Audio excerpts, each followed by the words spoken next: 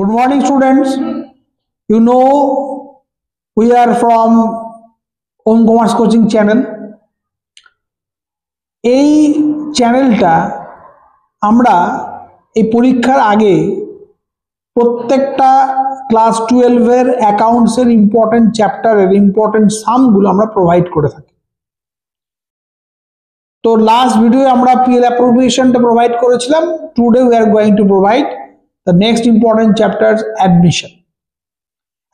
Admission means all you know that 2 or 3 partners are there and one more partner is coming to join with them.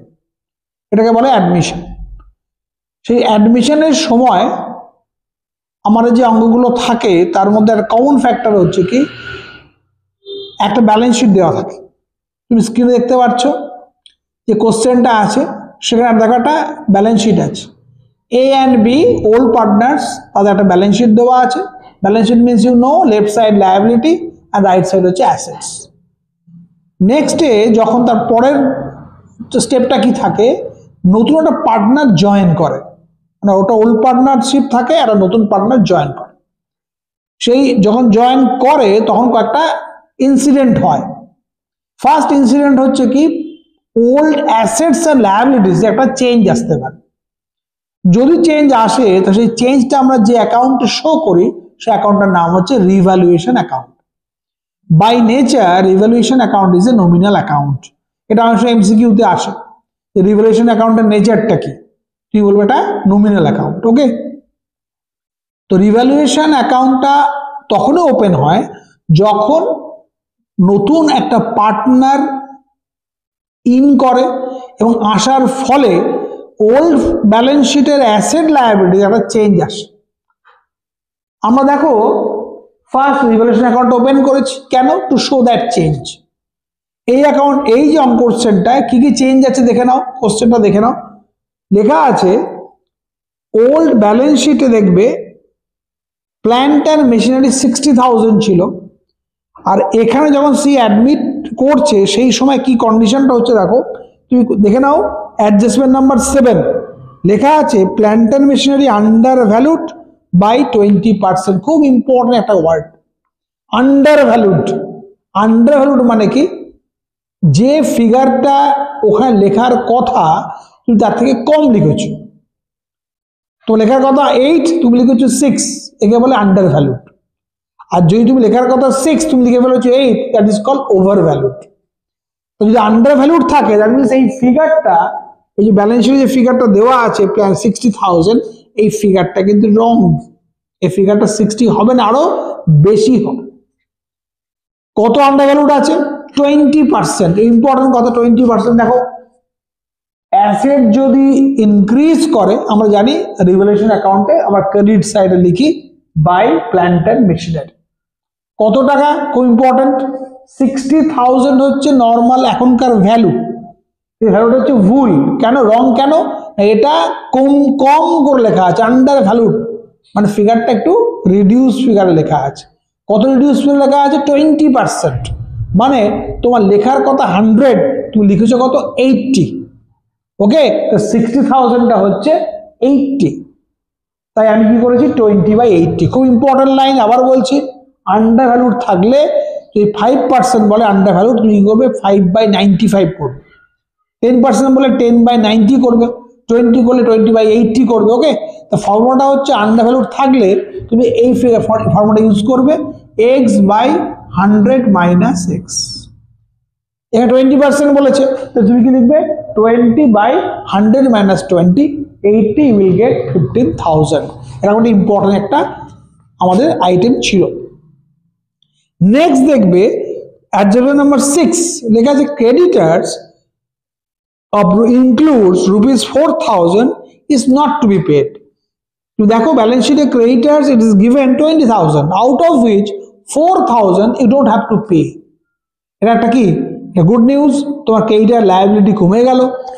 কি লিখলাম? By creditor. How much? It is 4,000। Clear? Now adjustment number 5, you can see investment is valued at 38,000. Again I am saying these adjustments is also very important. You can see the balance sheet. In balance sheet in both sides, both in liability and asset sides, investment is there. In asset side, you can see investment is 40,000 and a liability side, investment fund is 10,000. এখানে কথা বলে রাখি, এই জিনিসটা বুঝে নাও, investment আছে 40, that means তুমি invest করেছো 40,000, তো যেখানে ইনভেস্ট করেছো পরে তুমি ভাবছো ইট ইজ রিস্ক আছে, তার জন্য তুমি কি করেছো, একটা প্রভিশন তৈরি করে রেখেছো কত 10,000। তবে তুমি এক্সপেক্ট করছো ইনভেস্টমেন্টটা 40 ছিল, এই জায়গাটা কিন্তু কমতে পারে, কত কমতে পারে, 10,000 কমতে পারে, তাই তুমি কি করেছো, তুমি 10,000 একটা ফান্ড তৈরি করে রেখেছো। কিন্তু অ্যাকচুয়ালি কি 10,000 কমেছে?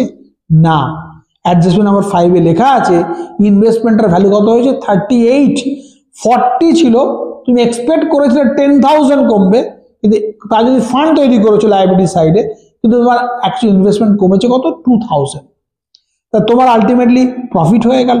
কেন? এই ফান্ডে তোমার 2,000 টাকা 10,000 টাকা ছিল, 2,000 টাকা কমে গেল, কত 8,000 হলো। খুব ইম্পর্টেন্ট ব্যাপার, আবার বলছি, ইনভেস্টমেন্ট ফান্ড ছিল 10,000, ভেবেছিল 10,000 ওটা ফল করে যাবে, 2,000 ফল করেছে, দ্যাট মিনস ফান্ডে ক টাকা এখন আছে 8,000 টাকা আছে। সেই ফান্ডটা কিন্তু রিভ্যালুয়েশনে আসবে না, ফান্ডটা ক্যাপিটাল অ্যাকাউন্টে ডিভাইড হয়ে যাবে। দেখে নাও ক্যাপিটাল অ্যাকাউন্টটা, দেখে নাও লেখা আছে বাই ইনভেস্টমেন্ট ফান্ড 10 - 2 8,000 ওল্ড পার্টনারদের মধ্যে ওল্ড রেশিওতে ডিস্ট্রিবিউট হয়ে গেল। কত আছে দেখো 6,800 4,800 and 3,200। আবার বলছি এই ইনভেস্টমেন্ট ফান্ড এবারে পরীক্ষা খুব ইম্পর্টেন্ট একটা আইটেম। নেক্সট বলবো নাম্বার 4, আরো একটা ইম্পর্টেন্ট আইটেম আছে, প্রভিশন ফর ডাউটফুল ডেট। দেখো ব্যালেন্স শিটে, ওল্ড ব্যালেন্স শিটে already provision is there, because debtors was 30,000, provision was 5,000। Adjustment number 4 এ বলা আছে প্রভিশন তোমাকে আরো ইনক্রিজ করতে হবে 5%। তো ডেটর্স কত আছে 30,000, তার 5% হচ্ছে কত 1,500। মনে রাখবে প্রভিশন করার সময় অরিজিনাল যে ডেটরের ফিগারটা আছে তার উপর করবে, ব্যালেন্সের উপর করবে না। খেয়াল করে দেখো ব্যালেন্স শিটে ডেটর্স আছে 30,000, লেস প্রভিশন 5,000, ব্যালেন্সিং কত 25। যখন তোমাকে বলবে আরো 5% করো, 25 এর উপর করবে না, অরিজিনাল ডেটর্স তার উপর করবে সব সময়। তো অরিজিনাল ডেটর্স কত আছে 30,000 আছে, তার 5% করলে হয় 1,500। ইজি, এত ইজি ছিল। তার পরের লাইনটা কিন্তু ইম্পর্টেন্ট, পরে দুটো ওয়ার্ড আছে দেখো, আউট অফ জেনারেল রিজার্ভ, নতুন একটা আইটেম, যে রিজার্ভ তোমার ব্যালেন্স শিটে ছিল 30,000, সেখান থেকে 1,500 টাকা নিয়ে তুই প্রভিশন ফর ডাউটফুল ডেট করেছো। এই provision for doubtful debt generally তুমি কি করো, আমরা কি করো, রিভ্যালুয়েশনে আসে। এই অঙ্কটায় রিভ্যালুয়েশনে কিন্তু প্রভিশন ফর ডাউটফুল ডেট আসবে না, because it is created out of general reserve. Reserve 30,000 ছিল, সেখান থেকে 1,500 লেস করে বাকি রিজার্ভটা কিন্তু সবাই জানো রিজার্ভটা কি হয়, ক্যাপিটাল অ্যাকাউন্টে ওল্ড পার্টনারদের মধ্যে ওল্ড রেশিওতে ডিভাইড হয়ে যায়। You can see here by general reserve, তাকে লেখা হয় 30,000 - 1,500। লেস হলো কেন, বিকজ আউট অফ রিজার্ভ তুমি 1,500 টাকা নিয়ে নিয়েছো to create a provision against doubtful debts. Okay, very important line. So rest of the 28,500 will be distributed among A and B in old ratio 3:2. এই কয়েকটা ইম্পর্টেন্ট আইটেম ছিল, planter machinery ছিল, আন্ডারভ্যালুড, creditors ছিল, investment fund ছিল and reserve provision ছিল। এছাড়া আমাদের এই অঙ্কটায় রিভ্যালুয়েশন আর তেমন কোনো আইটেম নেই, রিভ্যালুয়েশনটা ক্লোজ হয়ে গেল। Credit side you can see 19,000 is coming. It's a profit. কি লিখলাম, 2 partners capital between old partners A and B 3:2 divide করলাম। রিভ্যালুয়েশনে কি হয়, প্রফিট লস যাই হোক না কেন এটা ওল্ড পার্টনারদের মধ্যে ডিস্ট্রিবিউট হয়ে যায়। নেক্সট চলে আসলাম ক্যাপিটাল অ্যাকাউন্টে। ক্যাপিটাল অ্যাকাউন্টে অ্যাজ ওয়েল ভেরি ইজি, প্রথমে বাই ব্যালেন্স বিডি লিখতে হয়, সবাই তোমরা জানো। ওপেনিং ব্যালেন্স 70 and 50, এই ফিগারটা কোত্থেকে আসে, ওল্ড ব্যালেন্স শিট দেখো লেখা আছে, যে স্ক্রিনে যে অঙ্কটা আছে সেই অঙ্কটা দেখবে ওল্ড ব্যালেন্স শিটে এ এর ক্যাপিটাল 70 ছিল, বি এর ক্যাপিটাল 50 ছিল, তাই আমরা 70 আর 50 লিখেছি। নেক্সট আইটেম ছিল রিভ্যালুয়েশন। এই যে রিভ্যালুয়েশন প্রফিটটা হলো কি লিখেছো, 2 পার্টনার্স ক্যাপিটাল অ্যাকাউন্ট 1,1400 7600, এটা পোস্টিং করলাম কোথায়, এখানে লিখলাম বাই রিভ্যালুয়েশন 11400 আর 76000 হয়ে গেল।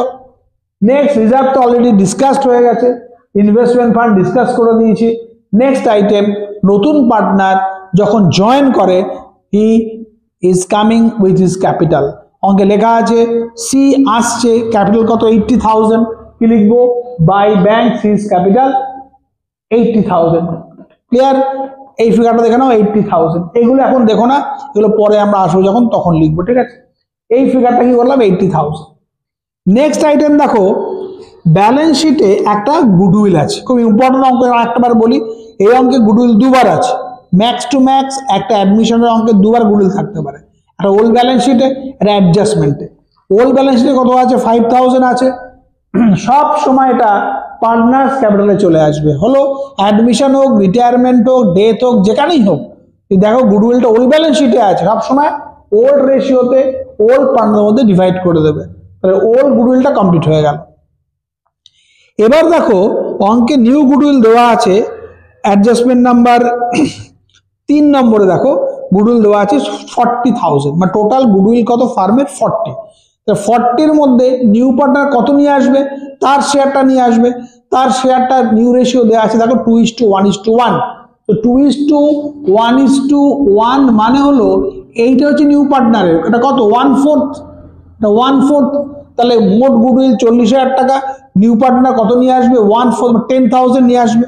এটাই আমরা সবাই জানি। এই অঙ্কটায় বলেছে দেখো ক্লিয়ারলি বলা আছে, অ্যাডজাস্টমেন্ট নাম্বার 2-তে বলা আছে সি ব্রড ক্যাপিটাল নিয়ে এসছে but fail to pay the premium for goodwill, মানে এই 10,000 প্রিমিয়ামটা আনতে পারেনি। যদি প্রিমিয়ামটা আনতে না পারে তখন তুমি এখানে কি লিখবে বাই সিজ কারেন্ট অ্যাকাউন্ট, আনলে কি লিখবে বাই ব্যাংক, না আনলে কি লিখবে যে পার্টনার নতুন আসছে তার কারেন্ট অ্যাকাউন্টে পাঠিয়ে দেবে by C's current account. Rest of the thing same, মানে আনলেও স্যাক্রিফাইসিং রেশিও ডিভাইড হতো, না আনলেও স্যাক্রিফাইসিং রেশিও ডিভাইড হবে, শুধু জার্নালটা চেঞ্জ হবে, আনলে ব্যাংক অ্যাকাউন্ট ডেবিট হয়, না আনলে সিজ কারেন্ট অ্যাকাউন্ট ডেবিট হবে। এবার তুমি দেখে নাও ওয়ার্কিং নাম্বার 1-এ চলে এলাম, sacrificing ratio old minus new পড়েছি, দেখো সবাই এই পার্টটা তোমরা জানো, ওল্ড 3/5 ছিল, নিউ হচ্ছে 2/4, বি এর ওল্ড ছিল 2/5, নিউ হচ্ছে 1/4 করে এসছে কত 2:3।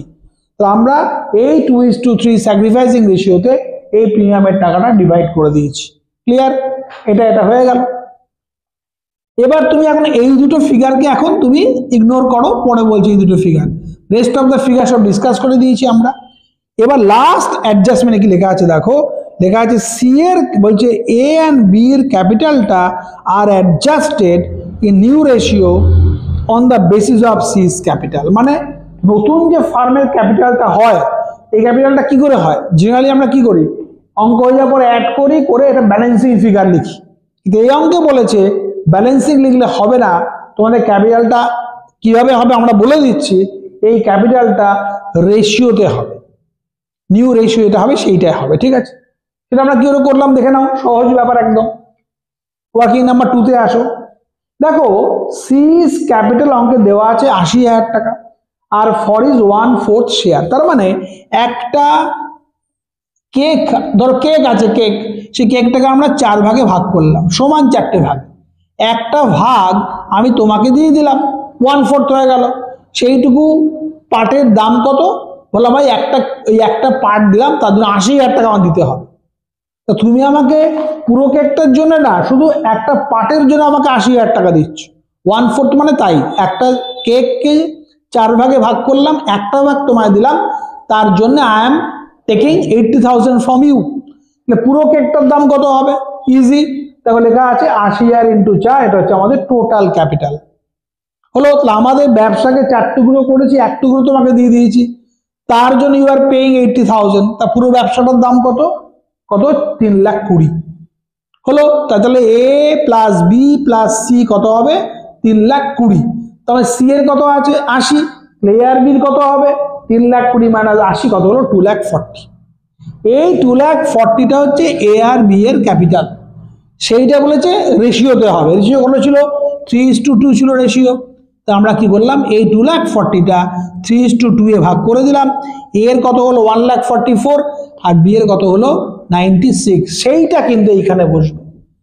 এই ফিগার দুটো বসেছে, এটা কিন্তু ব্যালেন্সিং করে আসেনি, এই ওয়ার্কিং থেকে ডিরেক্টলি আমরা পুট করেছি। এর হচ্ছে 1,44,000 আর বি এর হচ্ছে 96। এইটু তো আমরা সি এরটা জেনেই গেছি। এই দুটো ফিগার বসানোর পর আমরা তারপরে ব্যালেন্সিং করে এই দুটো ফিগার পেয়েছি। অঙ্কে লেখা আছে যদি দেখা যায় কাউকে টাকা আনতে হবে বা কেউ টাকা উইথড্র করবে, সেটা অঙ্কে বলে দিয়েছে তাই হবে। যে যদি ওদের ক্যাপিটাল 1,44,000 হয় আর 96 হয়, সেটা বসানোর পর যদি কারো টাকা শর্ট হচ্ছে, তবে এখানে এর কথা হবে, এর অ্যাড করলে হচ্ছে 147 লিখলে দেখবে এই গ্যাপটা আসছে। এই গ্যাপটা মানে কি, এর টাকা এত টাকা আরো আনতে হবে। কত টাকা আনতে হবে? 39,700. Similarly, in the case of B, has to bring 19,800. এটা খুব একটা ইম্পর্টেন্ট অঙ্ক ছিল অ্যাডমিশনে। অনেকগুলো নতুন নতুন আইটেম ছিল, রিজার্ভের ছিল, আন্ডার ভ্যালুড ছিল, প্রিমিয়াম আনেনি ছিল, নিউ রেশিও দেওয়া ছিল, আর অ্যাট লাস্ট ছিল এই জিনিসটা। তাই খুব ভালো করে এই অঙ্কটা প্র্যাকটিস করো। আমি আবার বললাম, আমাদের নেক্সট ভিডিও হয়তো কালকে বা পরশু চলে আসবে, অ্যাডমিশনে আরও একটা অঙ্ক থাকবে, সেখানে জার্নালটা দেখবো আমরা একটুখানি, ঠিক আছে? এখানে ব্যালেন্স শিট আমি করলাম না, ব্যালেন্স শিট তো সবাই পারো, আমি মেন ফোকাসটা রাখলাম 4-5টা অ্যাডজাস্টমেন্টের উপর, যেটা তোমরা বারবার প্র্যাকটিস করে রেডি করে নাও। কারণ পরীক্ষা সবারই খুব কাছে চলে আসছে। সিবিএসসি, আইএসসি এদের পরীক্ষা মার্চের এন্ডের দিকে আছে, আর বেঙ্গল বোর্ডের পরীক্ষা মার্চের ফার্স্ট উইকে আছে। তাই এই ফেব্রুয়ারি মাসটা অন্য পরীক্ষার সাথে সাথে এই ভিডিও দেখতে থাকো এবং প্র্যাকটিস করতে থাকো। অন্য কোনো অঙ্গ করার দরকার নেই, আবার বলছি, অন্য কোনো অঙ্গ করার দরকার নেই, শুধু আমার ভিডিও যে অঙ্কগুলো আছে এটা বারবার প্র্যাকটিস করে নাও। আমি বলছি তোমরা পরীক্ষায় খুব ভালো রেজাল্ট করতে পারবে।